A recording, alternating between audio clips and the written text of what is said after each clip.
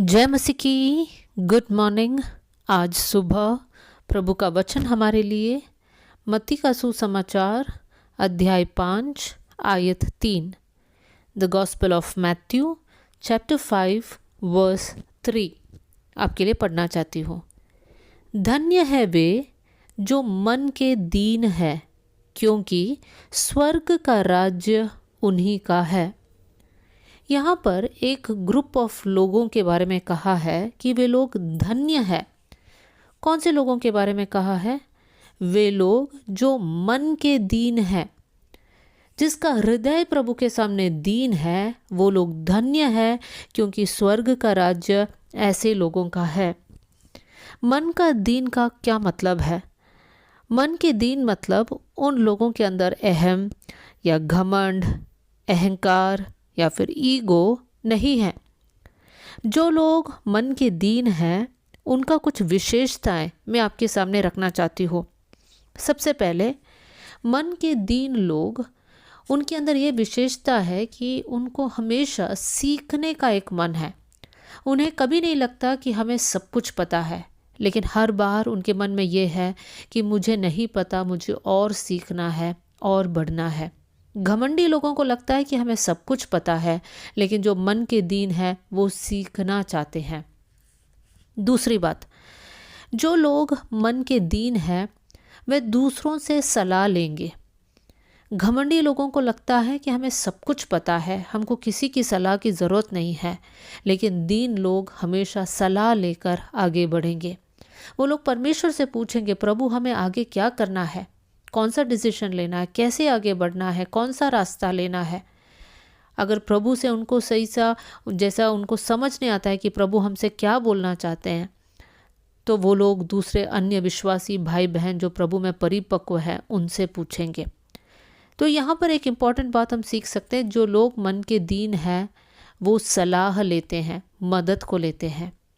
तीसरी बात, जो लोग मन के दीन है वे दूसरों की बातों का बुरा नहीं मानते, वो लोग नाराज़ नहीं होते हैं। घमंडी लोग हर छोटी बात में नाराज़ हो जाते हैं, क्योंकि उनको लगता है कि हमने जो कहा या हमारी बात को कोई मान नहीं रहे हैं, हमको कोई इम्पोर्टेंस नहीं दे रहे हैं, और इसलिए वो लोग नाराज़ हो जाते हैं। लेकिन जो लोग मन के दीन है उनको किसी बात का बुरा नहीं लगता है, क्योंकि उन्हें पता है कि हमारी सलाह नहीं माना तो ठीक है, अगर माना तो भी ठीक है। मेरे प्रियो, हमारे जीवन को जांचना ज़रूरी है। क्या हम लोग बुरा लगने वाले लोग हैं? छोटी छोटी बातों पर हम लोग नाराज़ होते हैं, छोटी छोटी बातों पर हम लोग मुंह फुलाकर बैठ जाते हैं, हम लोग एक दूसरे से बात करना बंद कर देते हैं, तो मेरे प्रियो हम लोग घमंडी लोग हैं। चौथी बात, दीन लोग माफ़ी मांगने में हमेशा आगे रहते हैं। अगर आपका और किसी के साथ कोई दिक्कत हुआ, कोई बहस हुआ, कोई अनबन हुआ, तो अगर आप तुरंत जाकर माफ़ी मांगते हैं तो इसका मतलब आप एक दीन या नम्र व्यक्ति है। लेकिन अगर आप सोचते हैं नहीं, सामने वाले को आकर मुझसे माफ़ी मांगने दो, तब मैं बात करूँगा, इस प्रकार का विचार अगर आपके अंदर है तो आप दीन नहीं हैं।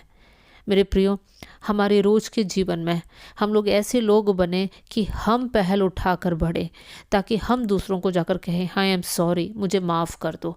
हो सकता है आप गलत नहीं होंगे, लेकिन फिर भी आपके एक सॉरी से अगर रिश्ता बनता है तो मेरे प्रियो हमें आगे बढ़ना चाहिए।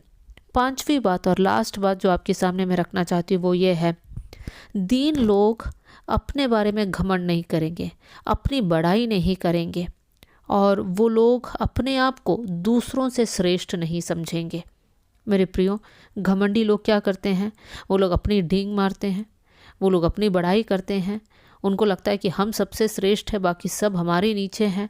तो आज हमें ये सोचना है, अपने जीवन को हमें टेस्ट करना है कि हमारा जीवन में हमारे अंदर कौन सा आदत है। हम खुद की बड़ाई करते हैं या नहीं करते हैं? खुद को ज़्यादा श्रेष्ठ समझते हैं या फिर नहीं समझते हैं? हमें जांचना है। मेरे प्रियो, हम दाऊद के बारे में जानते हैं कि दाऊद इज़राइल का राजा था। दाऊद बहुत अच्छे तरीके से इज़राइल देश को चला रहा था। लेकिन दाऊद अपने बारे में क्या कहता है? पहला शमूएल अध्याय 24 आयत 14, फर्स्ट सैमुअल चैप्टर 24 वर्स 14 में दाऊद कहता है, अपने आप के बारे में कहता है, मैं एक मरा हुआ कुत्ता या पिस्सू के समान हूँ।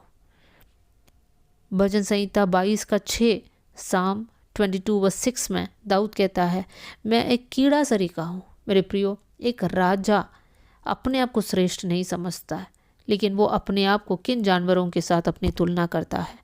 दाऊद के अंदर कितना ज़्यादा दीनता है। दाऊद का मन दीन है और इसलिए परमेश्वर दाऊद को देखकर कहता है कि दाऊद मेरे मन के अनुसार का व्यक्ति है।